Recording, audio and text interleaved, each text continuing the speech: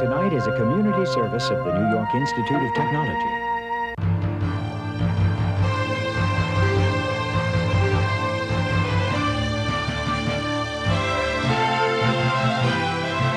Covering the news of Nassau and Suffolk County's Long Island News Tonight with Ken Eckhart, Carol Peck, and the award-winning LI News team.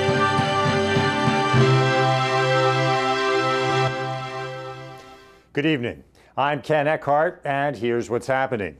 The human remains found this week along Ocean Parkway on the South Shore are reportedly not those of a missing New Jersey woman who disappeared while working as a prostitute. Suffolk County Police found the remains Tuesday, about a mile east from where the bodies of 4 prostitutes were discovered this past December. Police said today that authorities determined the remains were not those of Shannon Gilbert of Jersey City, New Jersey, but they still have not identified the remains. An investigation into Gilbert's disappearance is continuing. Police suspect a serial killer may be responsible for the deaths of the 4 women found in December. New York's legislature, once considered to be the most dysfunctional in the nation, has passed a budget on time. The Republican-led Senate passed its share of budget bills by midnight last night. The Democrat-led Assembly carried on past midnight to pass its share of the budget bills. It's just the 4th on-time budget since 1983. It's due tomorrow and is historic for its 2% cut in total spending and for eliminating a $10 billion deficit. A New York judge has dismissed criminal charges against a commuter charged with illegally operating a rush-hour train with the engineer's permission. William Kutch had been charged with misdemeanor counts. Ronald Cabrera, the engineer controlling the Long Island Railroad train, was fired last year after pleading guilty to official misconduct for allowing Kutch into the cab of the rush-hour train in July of 2009. About 400 people were on board. Defense attorney Mark Gahn says prosecutors weren't able to locate anyone who could testify seeing Kutch at the controls. Prosecutors say they'll ask the judge to reconsider. A recent Supreme Court ruling allows people to stage protests near military funerals. But many argue that the protests are disruptive and offensive to the grieving families and friends. Severe Titler has the story. Standing for those who stood for us is the message veterans and County Executive Ed Mangano want to send to anyone who thinks about disrupting a military funeral service. The Supreme Court is now allowing protesters to demonstrate during funerals. However, according to Mangano, just because they have the legal right to do so doesn't make it right. And although I and obviously these veterans here fought for and believe in freedom of speech and debate of public issues in an open manner, I believe a family's right of privacy to grieve without disturbance is paramount. I find it insensitive that the court would allow protesters to demonstrate at a funeral of veterans that fought for our great country. So Mangano is taking a stand and looking to protect families of those who have served our country. Right now, Mangano saying Nassau County's local law is keeping protesters 300 feet away an hour before and an hour after funeral services, but is working on strengthening the law to keep protesters 1,000 feet away and is requiring them to have permits. We believe the strengthening of these laws will be consistent with the opinion and is paramount to ensure a proper, respectful way to mourn those that have given their lives to protect the very freedoms we discuss here today. In the meantime, Mangano and other veterans have vowed to join a national group called the Patriot Guard Riders, who place a wall of American flags 300 feet away from funeral services so protesters can't be seen. In Mineola, Severa Titler, LI News Tonight. A Long Island woman has been arrested for allegedly passing drugs and pills to a prison inmate by sticking them onto a wad of duct tape. Nassau County Police say 20-year-old Brianna Valerio of Elmont was at the Nassau County Correctional Facility in East Meadow yesterday afternoon visiting an inmate. Officers say after the visit, they observed the inmate hiding a ball of duct tape in his hand. containing marijuana and ecstasy pills stuck to the tape, which officials say Valerio had given to him during the visit. She's facing charges including promoting prison contraband and the sale of drugs. And Nassau County Police have made 2 arrests in connection with an ATM scam that reportedly cost Chase Bank thousands of dollars. Police say 37-year-old Mihai Cristinel of California and 34-year-old Catalin Stefan Nego of no known address used re-encoded ATM debit cards to steal cash from Chase Bank customers. Chase fraud investigators say last evening one of the men was observed leaving the Chase Bank in Dix Hills, getting into a car with the other suspect. Police say when they arrested the 2, they recovered 74 re-encoded ATM cards and over $6,000 cash. Police say the 2 used the same method at Chase Banks in Nassau and Suffolk counties. Well, it was a mixed day on Wall Street today. The Dow finished the day down 30 2/3 points, but NASDAQ was up 4 1/4 points. The S&P was down just under 2.5 points. NYIT's LI News Tonight continues after this.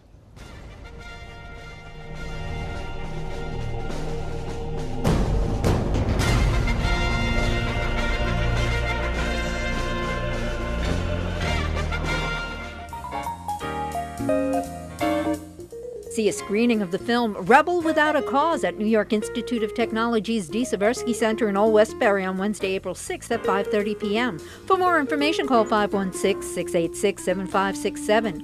Looking for a place to live? The Long Island Housing and Rental Expo will be held at the Islandia Marriott on Saturday, April 9th from 10 a.m. till 3 p.m. For more information, call Action Long Island at 631-425-2700. The Gilbert and Sullivan Light Opera Company of Long Island and South Shore Syncopators celebrate the music of the 20s and 30s at the Ethical Humanist Society in Garden City on Saturday, April 9th at 8 p.m. For tickets, call 516-795-7745 or cast a line at the Spring Family Fishing Festival at Belmont Lake State Park in North Babylon on Saturday, April 9th from 10 a.m. till 4 p.m. For more information, call 631-444-0283. If you have an event you'd like included on the LI News Tonight community calendar, send it to linewstonight@nyit.edu.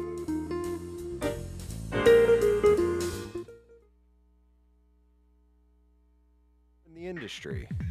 Use the technology. Become an expert in television reporting, journalism, radio, digital film, public relations and advertising, television production, digital graphics, a beautiful state-of-the-art campus,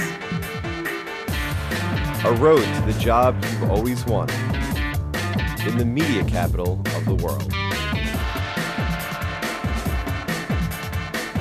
Communication Arts at NYIT. When can you start?